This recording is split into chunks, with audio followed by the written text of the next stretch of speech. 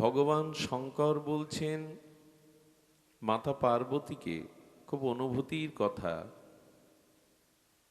ভগবান শঙ্কর বলছেন, উমা সুনহ অনুভব আপনা। রামচরিত মানসে গোস্বামী তুলসীদাস ভগবান শঙ্করের এই অম্মীয় বাণী তিনি স্মরণ করেছেন। ভগবান শঙ্কর দেবাদিদেব মহাযোগেশ্বর, তিনি বলছেন উমা সুনহ অনুভব আপনা।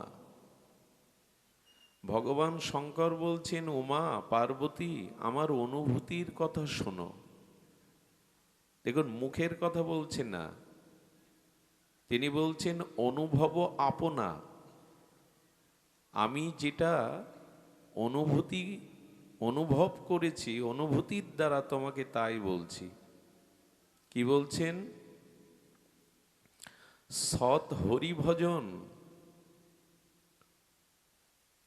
और सब सपना। হে পার্বতী, তুমি জগৎ মাতা, তুমি আদ্যা শক্তির পরাশক্তির পরাকাষ্ঠা। তুমি জগৎকে জানিয়ে দাও যে আমার অনুভূতি হলো এই জগৎটা মিথ্যা, এই জগৎটা স্বপ্ন, একমাত্র সত্য, একমাত্র আনন্দ, একমাত্র মঙ্গল ভগবৎ ভজনে। উমা সুনহ অনুভব আপনা, সৎ হরি ভজন বিনো জগৎ সব স্বপ্না। স্বপ্নভঙ্গের পরে স্বপ্নকে আমরা কেউ সত্য মনে করি না। আমি রাজাধিরাজ হয়েছি, চক্রবর্তী সম্রাট হয়েছি, আমি নীল আকাশে পুষ্প বিমানে ঘুরে বেড়াচ্ছি, স্বপ্নের পর এগুলি কিছু থাকে না। তেমন পার্বতী, আমি অনুভূতি দ্বারা জানলাম এক হরিভজনই সত্য, সুন্দর, আনন্দময়, আর জগতে যা কিছু সব স্বপ্ন। ভগবান শঙ্করের অনুভূতি, এই জগৎটা স্বপ্নময়, দৃশ্যমান। এই পৃথিবীতে সবকিছু অনিত্য, ধ্বংসশীল, দুঃখময়। একমাত্র ভগবৎ ভজন, এটাই সত্য, এটাই কল্যাণপ্রদ।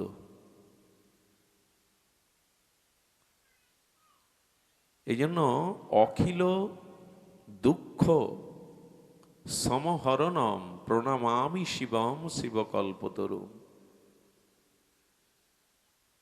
আচ্ছা, দুঃখ আমাদের কেন? না, আমরা সত্যকে গ্রহণ না করে অনিত্যকে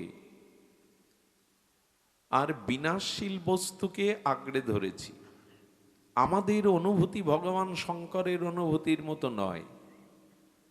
ভগবান শঙ্করের অনুভূতি জগৎ স্বপ্নময়, অনিত্য, কিন্তু হরিভজন সত্য। আমার মতো মাদিস অজ্ঞান অধম মায়াগ্রস্ত বহির্মুখ জীব জেনে আছে জগৎ সত্য। দেহ গেহ স্ত্রী পুত্র মান মর্যাদা ধন সম্পত্তি সত্য।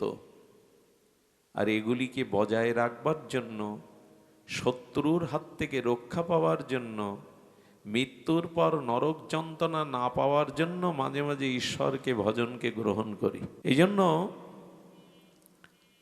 এই পৃথিবীতে অনিত্যময়, কাল কবলিত, ধ্বংসশীল, দুঃখপ্রদ কোনো বস্তুই সত্য নয় এক হরি ভজন ব্যতীত। কথাটি শতবার বললেও এর ব্যাপ্তি, এর মহামহিমা ব্যক্ত করা হয় না। আপনারা অবাক হবেন, ভগবান শিব ঘরণী সতী, তার জন্মমৃত্যু আছে। সতীর জন্মমৃত্যু থাকতে হয়। আদ্যা শক্তি যিনি, শিব শক্তি যিনি, তার তো মৃত্যু নাই, কিন্তু সতী দেহ ত্যাগ করলো কেন দক্ষ যজ্ঞে? আমরা যদি প্রশ্ন করি মা দুর্গা, মা কালিকা, তুমি আদ্যা শক্তি যোগিনীক কোটি, তোমারও মরণ আছে, তাহলে আর তোমায় ভজন করে কি করব? তোমাকেও তো মরতে হয়। সতীর মৃত্যুর কারণ কি? উনি জন্ম মৃত্যুর ওপারে, কিন্তু উনি মৃত্যুবরণ করলেন কেন? কারণ কি জানেন? ঋষি ভরদ্বাজ আশ্রমে ভগবান শঙ্কর এবং পার্বতী রাম গুণগাথা শ্রবণ করতে গিয়েছিলেন। হরিকথার বক্তা ভগবান শঙ্করই, আর কেহ না। এবং হরিকথার বক্তা যেমন ভগবান শঙ্কর, হরিকথা শ্রবণে সর্বশ্রেষ্ঠ অনুরাগ ভগবান শঙ্করের। এই যে ভাগবত প্রবচন করলেন ভগবান আজন্ম ব্রহ্মচারী পরমহংস পরিব্রাজক সুখদেব গোস্বামী, ইনি শিবেরই অংশ, কল্প অবতার।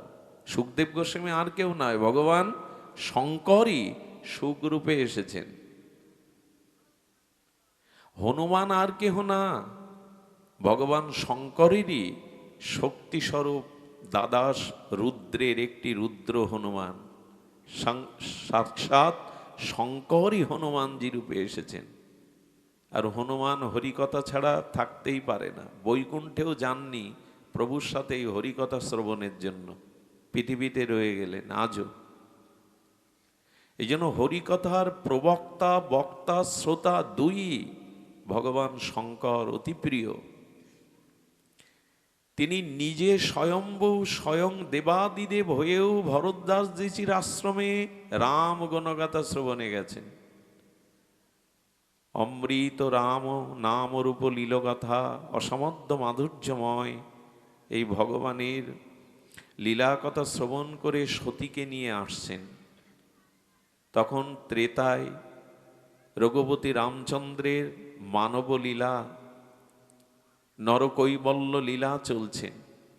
নরলীলাতে মা জানকীকে হারিয়ে বনে বনে রোদন করছেন রঘুপতি রাজীবলোচন রামচন্দ্র। রামচন্দ্র রোদন করছেন হা শীতে, হা শীতে বলে রোদন করছেন। কখনো ময়ূরের কাছে, কখনো হরিণীর কাছে, কখনো বৃক্ষের কাছে, কখনো বন থেকে বনান্তরে, কখনো নদীর কাছে। সীতা কোথায় বলো? ভগবান শঙ্কর দূর থেকে বলছেন, ওই দেখো রাম কথা, হরি কথা শোনার ভাগ্য দেখো। হরি কথাই হরিকে পাইয়ে দেয়, হরি কথাই হরিকে মিলিয়ে দেয়। ওই দেখো সামনে হরি। উলোধ্বনি একবার দাও, বারবার দিও না, একবার দাও। ভাগবতে একবার দিলেই হয়, নিয়ম 7 বার 3 বার, কিন্তু ভাগবতে একবার দাও। এই শব্দগুলোই মঙ্গল শব্দ। বলছেন ওই দেখো সাক্ষাৎ আমার প্রভু রামচন্দ্র সম্মুখে। ভগবান শঙ্কর জানাচ্ছেন হরি কথায় হরিকে পাইয়ে দেয়। এই যে শ্রবণ করে আসছে ঋষি ভরদ্বাজের আশ্রম থেকে। সতী তখন রঘুপতি রামচন্দ্রের নরলীলা দেখছেন। শিব ঠাকুর দূর থেকে প্রণাম করছেন, বললেন কাছে যাবে না? বলল না, এখন তার নরলীলা চলছে, লীলায় ব্যাঘাত ঘটবে। তাই ভগবানকে দূর থেকে ভগবান শঙ্কর প্রণাম করার পরে পার্বতীকে বলছে, এই সতীকে বলছেন তুমি প্রণাম করো। আপনাদের একটা সংকেত দেই, আজকে 4 দিন হয়তো এখানে হরিকথা হবে, অন্য জায়গায় যান। হরিকথাতে কারো যদি শ্রদ্ধা না হয়, তার পরিণতিটা এখান থেকে জানুন।